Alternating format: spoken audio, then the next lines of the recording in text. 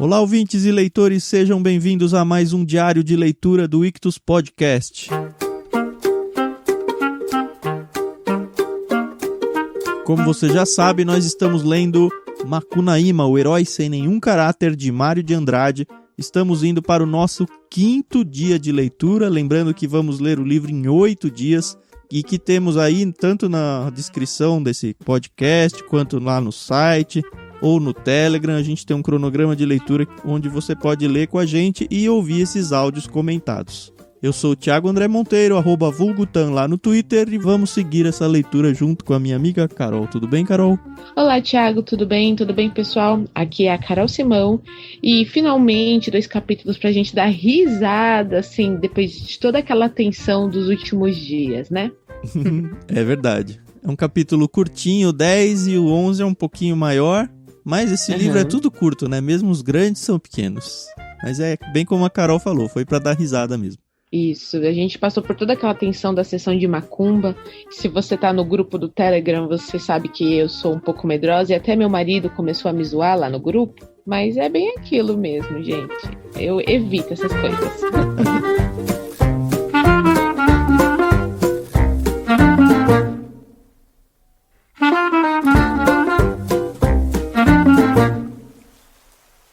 Mas vamos lá então, capítulo 10, Pauí Pódoli. Então a gente estava vindo ali de uma carta que o Macunaíma enviou para as Amazonas, né? E aí ele falou todo eruditamente, eu até estranhei. E aí o capítulo 10 é mais assim um relato do que está acontecendo com os nossos personagens, né? Então a gente vê que o Venceslau Pietro Pietra, que tinha sido o alvo do trabalho do Macunaíma lá na Macumba, né? Ele está se recuperando de toda aquela violência que ele sofreu. Só que muito esperto, ele, deitado na rede que ele fica em cima do saquinho de pedrinhas. Então, nem tem o que o Macunaíma fazer de tentar entrar na casa dele para pegar essas pedrinhas, né? E isso já deixa o Macunaíma muito bravo, muito chateado. Mas é importante a gente falar que na pensão que o Macunaíma está hospedado com seus irmãos, chega um outro índio, o índio Antônio, um santo famoso, com a companheira dele, Mãe de Deus. E os dois foram visitar o Macunaíma, fizeram um discurso e batizaram o herói diante do Deus que havia de vir e tinha forma nem bem de peixe, nem bem de anta. E é aquilo que a gente já tem visto, né? O Macunaíma, eu acredito que ele não tem uma religião fixa. Ele vai para aquilo que ele acredita no momento, né? É bem contexto brasileiro isso, né? O brasileiro é muito religioso. Qualquer coisa que aparece, ele abraça. Parece até o pessoal do Areópago lá, que lá no livro de Atos, Paulo vai lá pra Grécia, não lembro qual era a cidade, onde ele vai falar e tem muitos deuses e todo mundo segue todo mundo. Uma beleza. Ah, é verdade. Já pensou a confusão dentro do templo lá? Então, mas aí o Macunaíma, ele entra pra religião Caraimonhaga, que estava fazendo um furor no sertão da Bahia. Mas a gente também não tem muito mais informação sobre isso, ou né? isso aí foi só um nada pro livro, ou isso aí vai ser uma informação importante, mas não vai aparecer de volta nem nesse capítulo, nem no capítulo seguinte mais. Mas assim, comecei a já achar engraçado, porque o Macunaíma, um indígena, né, vindo do norte do nosso país, ele tá em São Paulo já faz algum tempo, e ele começou a aprender a falar realmente o que as coisas são, né? Então, a gente percebe que no começo era a máquina elevadora, a máquina vestida e sei lá mais o quê. E agora ele fala, não, eu tenho que aprender a falar legal. E eu acho isso interessante, porque apesar de tudo, ele não vai perder a essência dele. A gente vai ver isso mais pra frente, né? Lembra que ele tinha desistido de colecionar pedras para colecionar palavras. Então ele se torna aí um... Qual que é o nome? Não é filólogo. É aquilo que o Tolkien era. É filólogo, né? É filólogo, exato. E aí, então, agora ele está se aperfeiçoando nas 2 línguas da Terra, o brasileiro falado e o português escrito. Então ele realmente vai focar nisso. Isso vai aparecer bastante ainda, não sei se no resto do livro, mas pelo menos no dia de hoje a gente vai ver isso algumas vezes. E aí a gente vê que aqui tem uma narração de um passeio que ele vai dar pela cidade, né? E já é interessante a gente perceber que ele já tá vestido, né? Então ele já tá usando, eu acho que é o equivalente a um terno e gravata, né? E aí aparece uma mocinha que tá vendendo flores e coloca uma flor na lapela dele. E ele não É muito sabia o nome, engraçado, né? né? Do buraquinho da Então, lapela. exatamente, ele não sabia. E ele falou, deve ser orifício, né? Porque orifício era a palavra que a gente escrevia para o equivalente para buraco, mas ele nunca ouviu ninguém falando orifício. Só que ele fica tão nervoso com aquela situação, porque a moça chegou, custa R$1.000. Naquele bom esquema de toma aqui essa revista, né? Então, agora você faz uma Isso, assinatura. exato. Quem nunca passou por isso no centro de São Paulo. Exato. Aí ele cai nesse conto, a mulher cobra, custa R$1.000, né? Macunaíma ficou muito contrariado, porque não sabia como era o nome daquele buraco na máquina roupa. Ele tá falando máquina ainda, hein? Onde a Cunhatã enfiara a flor. E o buraco chamava botoeira. Aí ele fica bravo, primeiro porque ele pagou dinheiro por aquilo, né? E segundo, ele se agarra nessa questão do nome do buraco. Aí lá pra baixo fala: a senhora me arrumou com um dia de judeu. Nunca mais bote flor nesse puíto, dona. Eu não conhecia essa palavra, né? Fui atrás, não achei no dicionário padrão, mas achei em pesquisas. Puíto é buraco também. Mas pelo jeito um buraco escuso. Exato. Tanto que ainda fala, né? Macunaíma era desbocado de uma vez. Falaram uma bocagem muito porca, muito. Só que a Cunhatã, que é a mulher, não sabia, né, que aquilo era um palavrão. Aí eu lembrei muito daquele filme mais antigo, A Família Buscapé. Sei. E aí que eles vêm pra cidade, eles se deparam com várias coisas, o cara mostra o dedo do meio pra eles, eles acham que é uma coisa legal e sai mostrando o dedo do meio pra todo mundo. E é muito legal essas diferenças, né, da linguagem dentro do mesmo país, né? Então... Mas é interessante, porque a menina, como ela não conhecia a palavra, ela achou que era o nome certo. E aí começou a falar, e aí falou pra não sei quem, e não sei quem falou pra não sei outro. E aí, de repente, a palavra ganhou a conotação que o Macunaíma nunca imaginou, que é, de fato, transformar o nome botoeira na palavra puíto.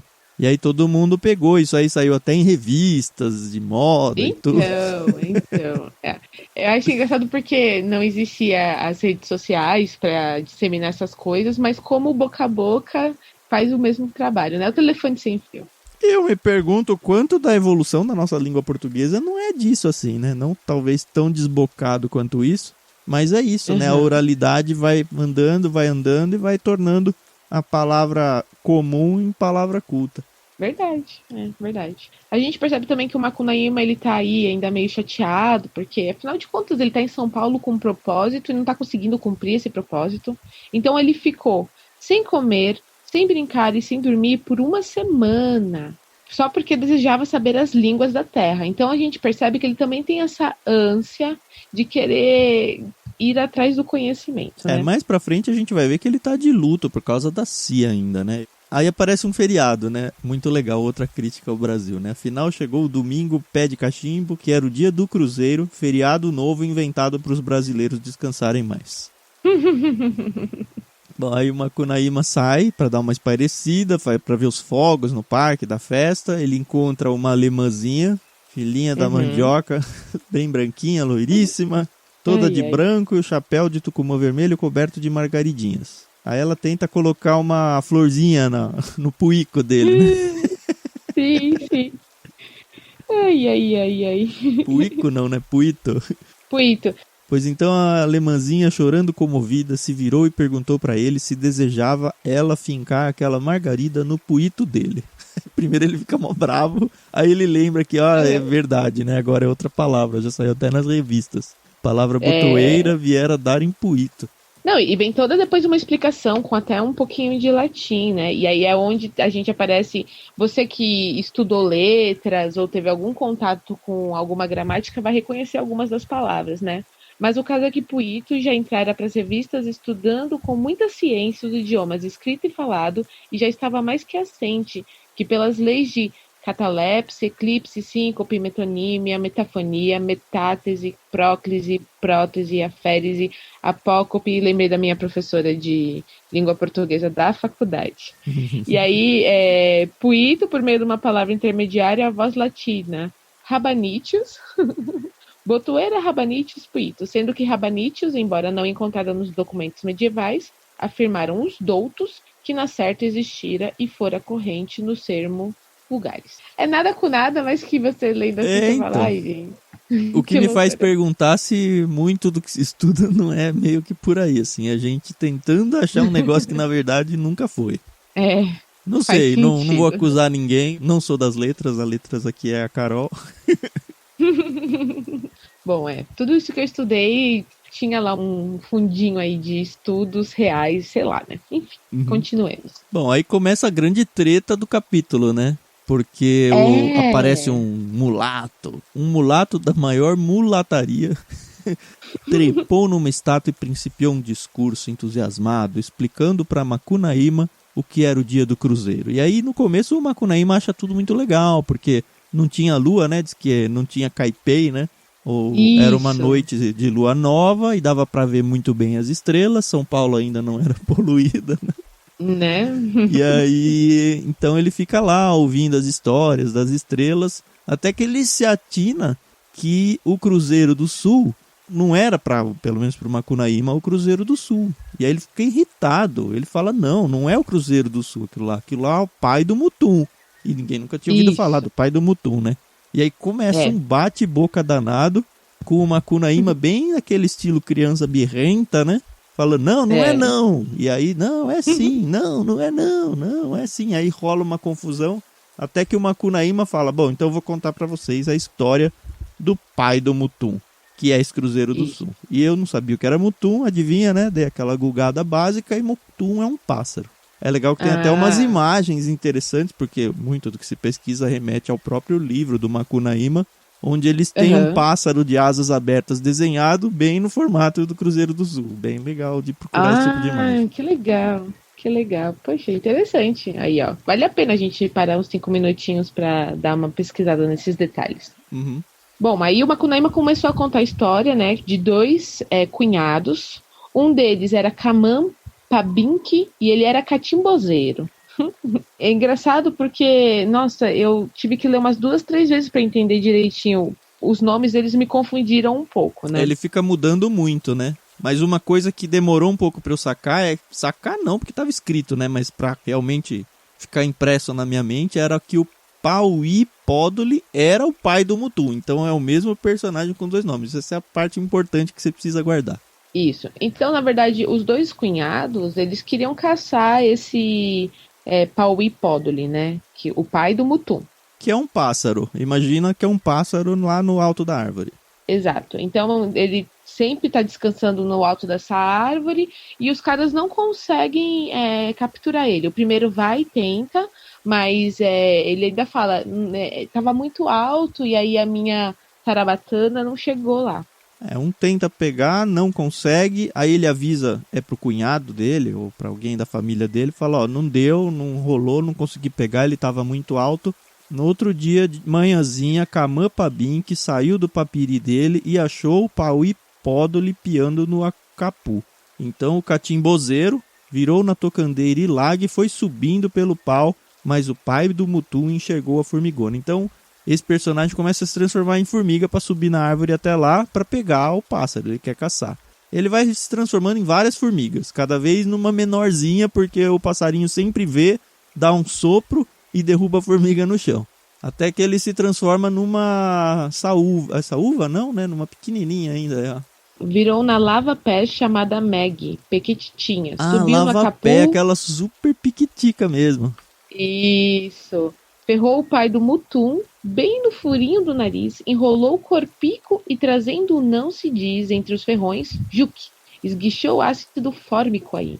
Xiii, minha gente. Isso, Pauí Pódoli abriu num voo esparramado com a dor e espirrou Meg longe. O feiticeiro nem não pôde sair mais do corpo de Meg, do susto que pegou. E ficou mais essa praga da formiguinha lava-pés pra nós. Gente... Mais uma história de origem aí, né? Da onde vieram as formigas lava-pé. Exatamente. E aí, o que acontece? O Pauí Pódoli, ele cansou. Ele falou, ele quis ir morar no céu, pra não padecer mais com as formigas da nossa terra. Fez. Aí ele vai conversar, então, com o compadre vagalume dele, para pedir ajuda, Isso. para iluminar o caminho dele chegando até o céu. Aí junta vários personagens aí, todos vagalumes, Aham. tentando construir então uma estrada iluminada até o céu para que o Pauí Pódoli possa voar até lá. E de fato é assim que acontece, o Pauí Pódoli vai, e aí o Macunaíma encerra o grande e eloquente discurso dele dizendo: minha gente, aquelas 4 estrelas não é cruzeiro, que cruzeiro nada, é o pai do Mutum. É o pai do Mutum, minha gente, é o pai do Mutum, Pauí Pódoli, que para no campo vasto do céu. Tem mais não. E aí ele praticamente é ovacionado por todo mundo, e aí todo mundo esquece até da festa do cruzeiro. E aí fala, o povo se retirou comovido. Porque aí, como teve isso, as pessoas começaram a pegar todos os entes queridos deles que já morreram e imaginar que eles se transformaram em estrelas também. E aí todo mundo fica feliz e olhando para o céu, maravilhado, e conversando com os antepassados. O povo se retirou comovido, feliz no coração, cheio de explicações e cheio das estrelas vivas. Ninguém não se amolava mais, nem com o dia do cruzeiro, nem com as máquinas repuxos misturadas com a máquina luz elétrica. E eu achei muito poético o finzinho, o último parágrafo desse capítulo. E eu tava dando muita risada e no final eu falei, poxa, olha que bonito. Que é o Macunaíma parado em riba da estátua ficara sozinho ali. Também estava comovido. Olhou para a altura. Que cruzeiro nada. Era Pauí Pódoli, se percebia bem daqui. E Pauí Pódoli estava rindo para ele, agradecendo. De repente, piou comprido, parecendo trem de ferro. Não era trem, era piado, e o sopro apagou todas as luzes do parque. Então o pai do Mutum mexeu uma asa mansamente, se despedindo do herói.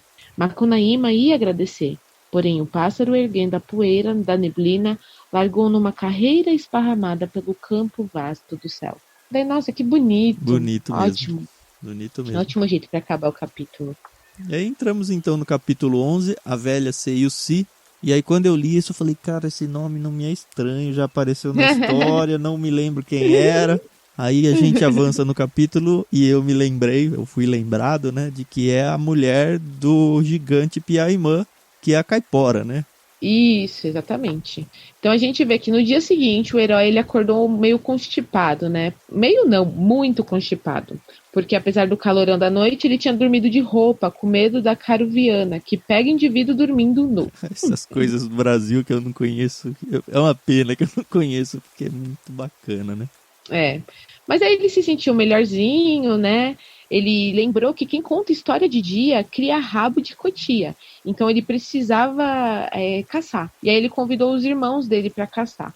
No Bosque da Saúde, Paulo, né? Muito bizarro pensar. Não sei como era o Bosque da Saúde naquela época, mas pra quem mora aqui, imagina sair para o Bosque da Saúde pra caçar, é muito doido.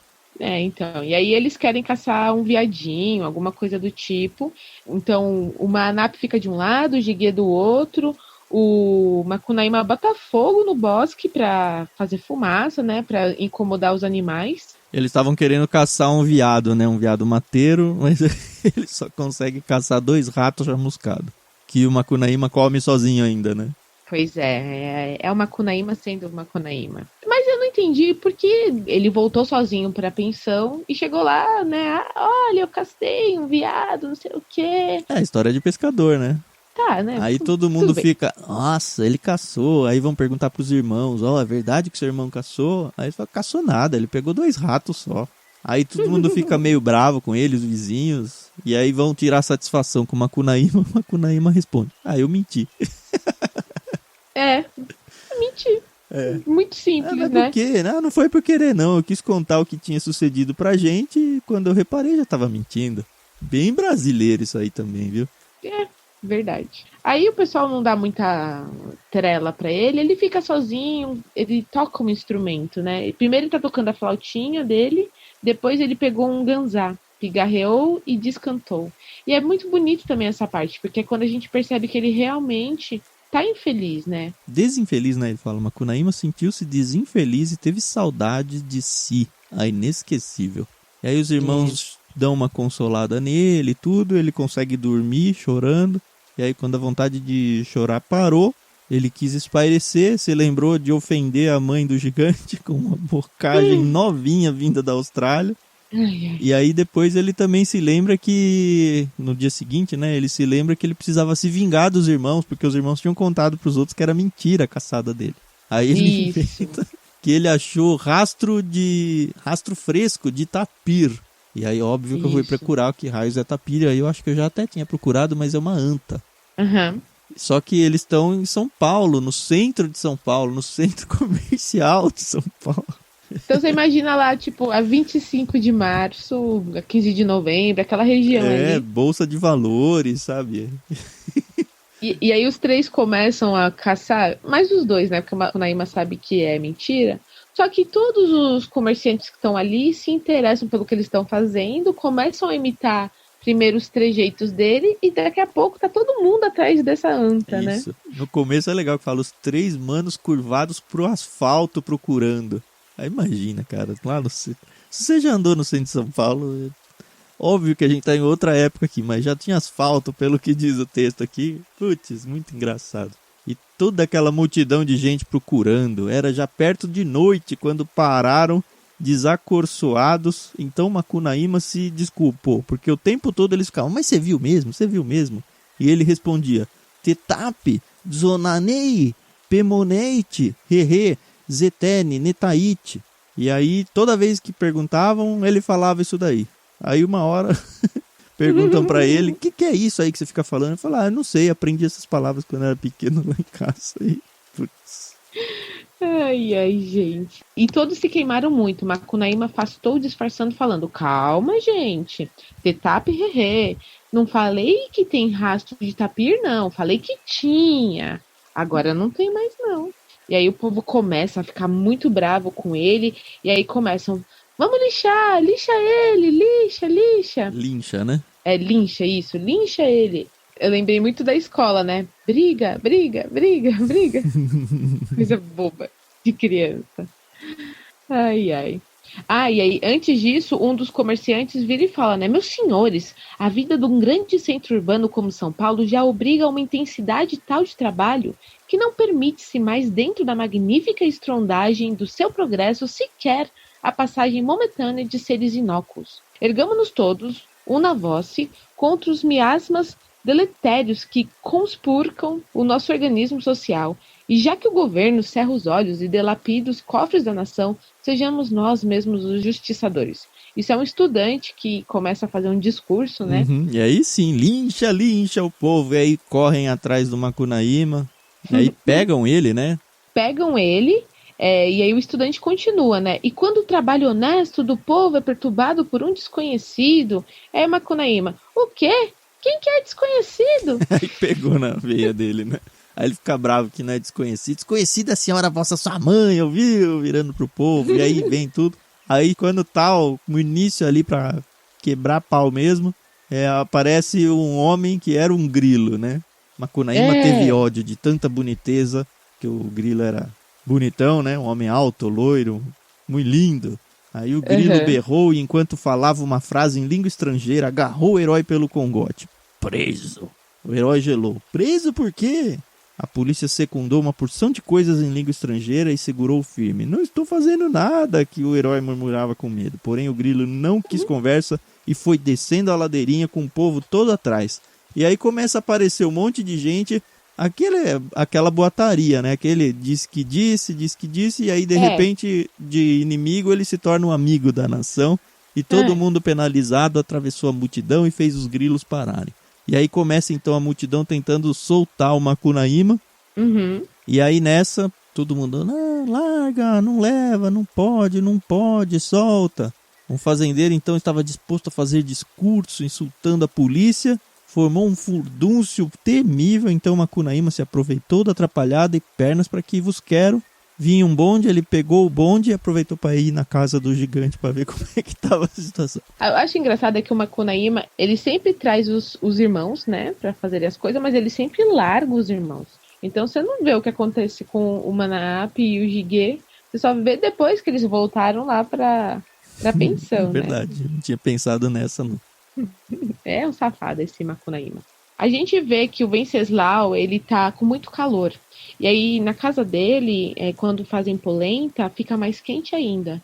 E na rua, na calçada, né? Isso é um hábito, eu não sei se era só aqui em São Paulo, mas eu lembro que antigamente, eu peguei um finalzinho disso no bairro que a minha tia mais velha morava. No final da tarde, as pessoas colocavam as cadeiras nas calçadas e ficavam conversando com Em os Jundiaí vizinhos, era assim né? também. A gente visitava a casa da minha tia de fim de semana, todo fim de tarde, pega a cadeira da cozinha, bota na calçada. Eu sempre ficava pensando, mas que raio ficar sentado na calçada, fazendo nada, vendo ninguém, porque era domingo e tava sempre vazio. Às vezes passava um vizinho, batia um papo, mas ficava lá, era cultural mesmo. Faz parte, né, Thiago? Eu acho isso uma coisa legal. Tinha aquela novela Éramos Seis, que passava no SBT, e aí tinha muito isso. Eu assisti pequena a novela, mas eu achava bonitinho. São coisas que eu gostaria de ter vivido e nunca que eu vou viver isso. Né? Agora não dá mais, mas eu vivi bastante isso. Assim, eu sentava lá, eu lembro, eu devia ter uns 12 para 14 anos, e ficava lá.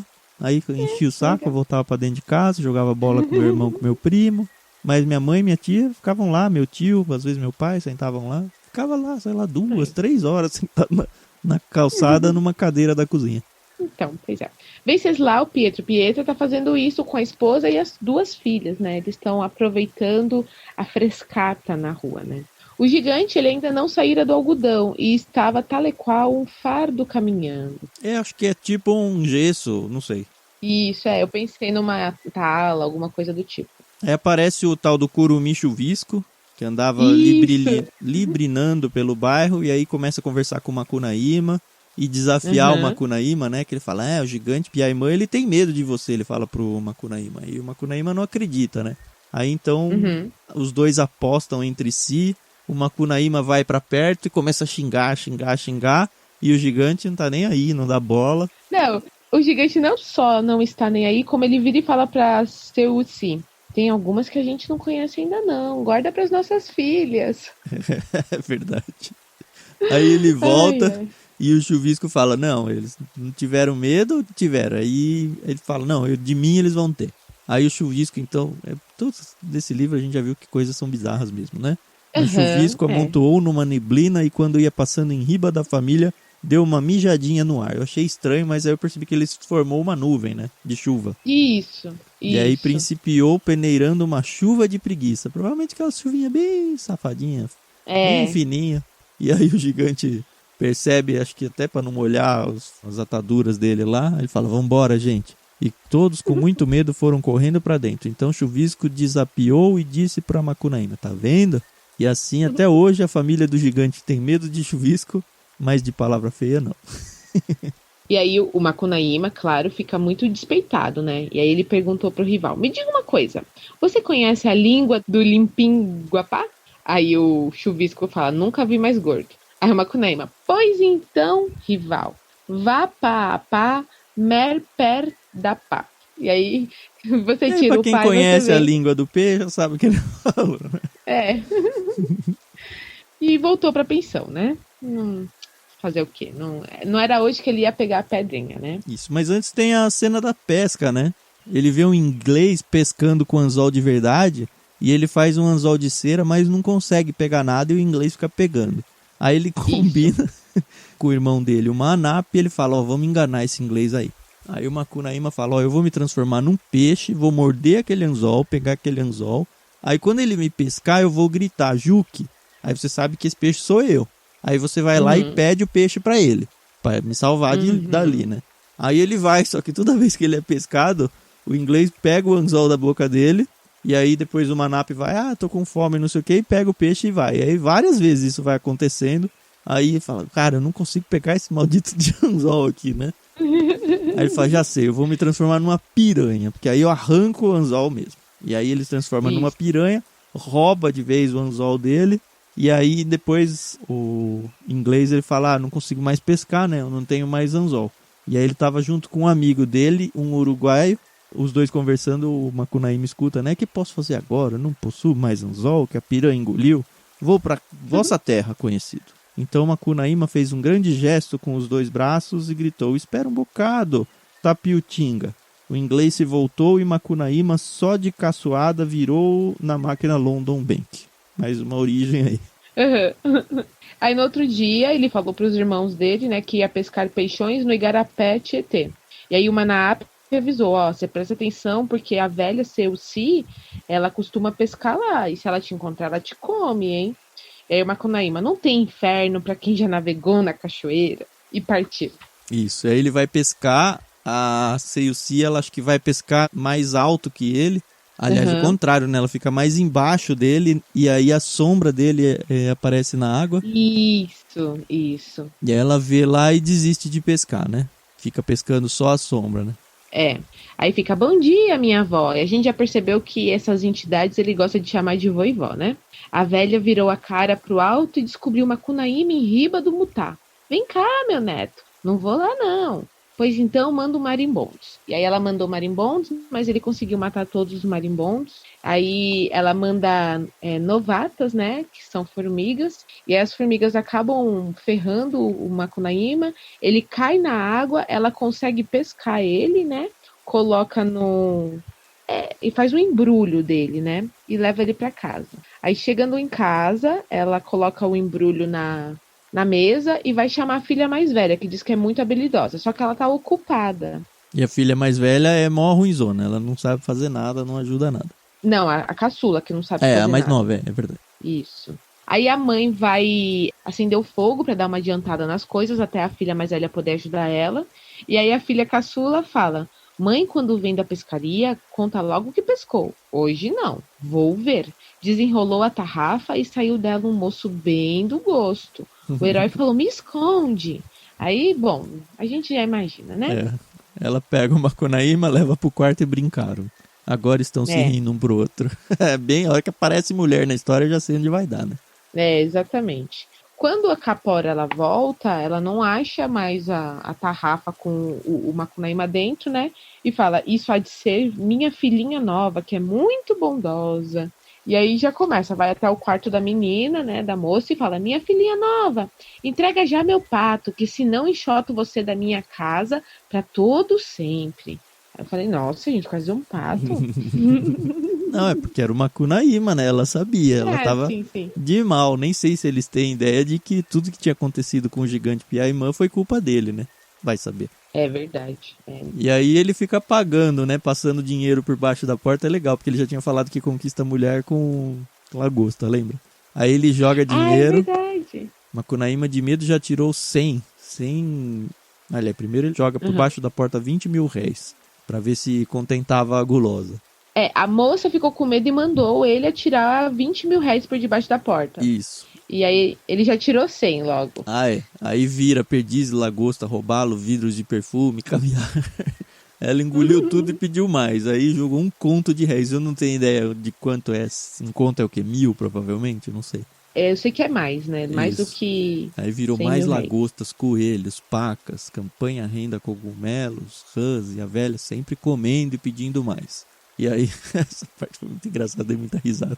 A moça bondosa abriu a janela, dando pro Pacaembu, deserto, e falou, vou dizer 3 adivinhas, se você descobre, te deixo fugir.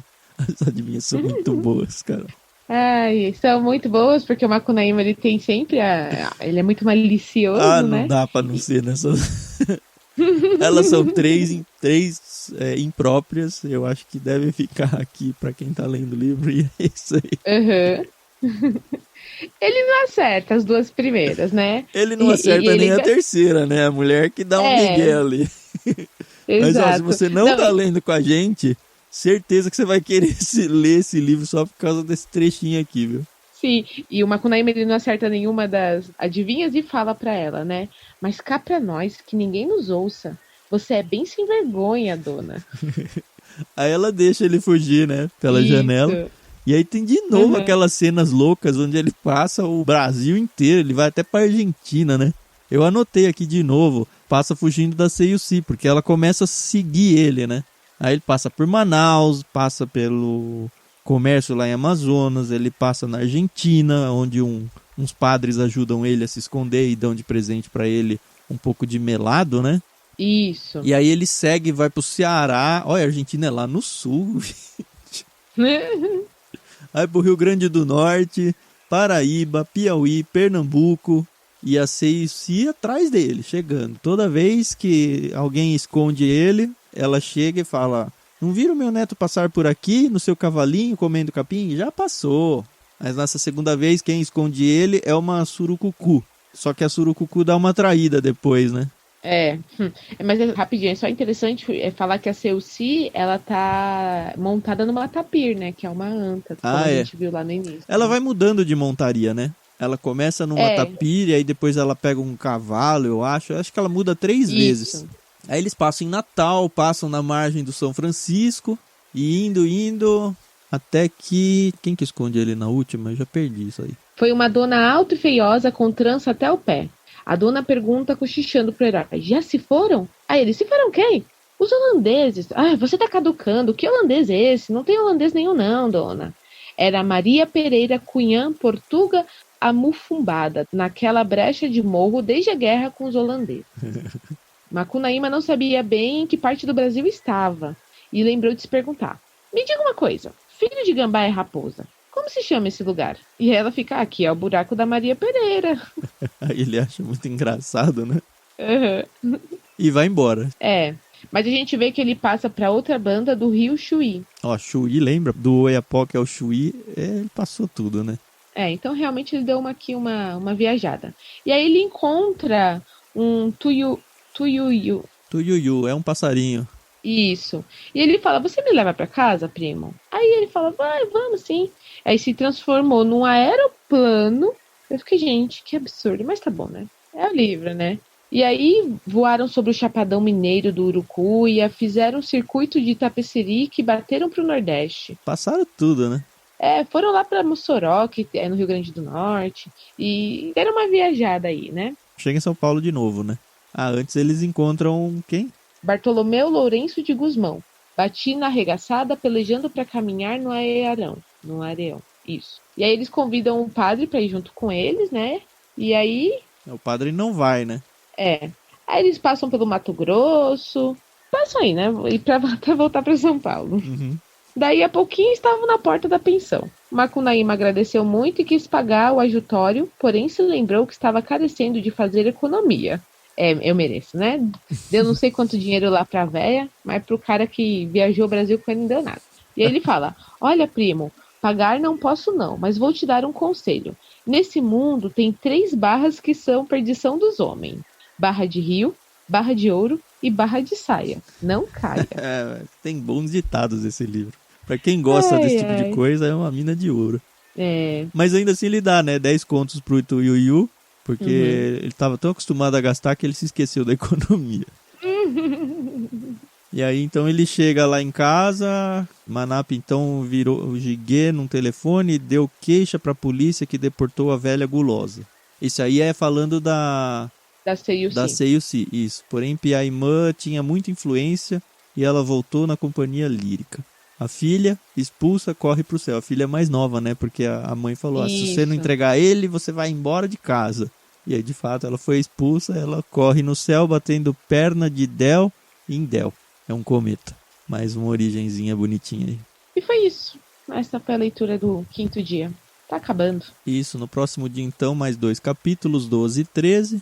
Tá bem no finalzinho, faltam 3 dias só de leitura. Segue com a gente, certeza que se você tá aqui, você tá gostando bastante do livro. É o tipo de leitura bem diferente, né? Tudo que a gente leu aqui, não consigo dizer 2 livros parecidos no estilo, foi tudo muito diferente. E tudo muito legal, né? Sim, uns mais fáceis do que outros, né? Mais gostosos, mas eu acho que tudo vale a pena. Quando a alma não é pequena. E a próxima leitura também vai ser muito diferente de tudo que a gente fez até agora. É isso aí. Mas vamos descansando nessa obra, a gente tá dando boas risadas aqui. Eu tô ansioso pra assistir o filme depois, não sei se eu vou me arrepender disso ou não, mas acho que eu devo assistir depois que acabar o livro. Vale a pena. Depois, não antes. Não vou assistir antes. Apesar de que eu já fiquei com vontade de começar e parar no meio, mas tô me segurando aqui. Pouquinho, falta pouco pra acabar. Isso aí. Beleza, então. Valeu, galera. Próximo dia a gente volta aí com mais 2 capítulos. Obrigado mais uma vez por estarem com a gente. Não esqueçam lá de, se você não é inscrito no canal do Telegram, t.me/Clube Ictus, você pode acompanhar outras leituras que a gente faz por lá.